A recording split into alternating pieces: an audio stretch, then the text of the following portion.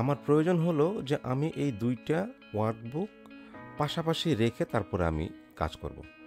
তো ২টা ওয়ার্কবুক পাশাপাশি রেখে যখন আমি কাজ করব, তখন কিভাবে করে?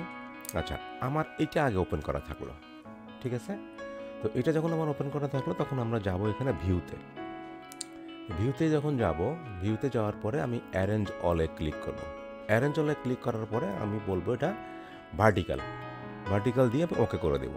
তাহলে দেখুন আমার ২টা এক্সেল পাশাপাশি ওপেন করা আছে। আমি চাইলে এটাতেও কাজ করতে পারি, আমি চাইলে এটাতেও কাজ করতে পারি। আমি চাইলে এখান থেকে কোনো ইনফরমেশন কপি করে এখানে পেস্ট করতে পারি, আবার এখান থেকে কোনো ইনফরমেশন কপি করে এখানে পেস্ট করতে পারি।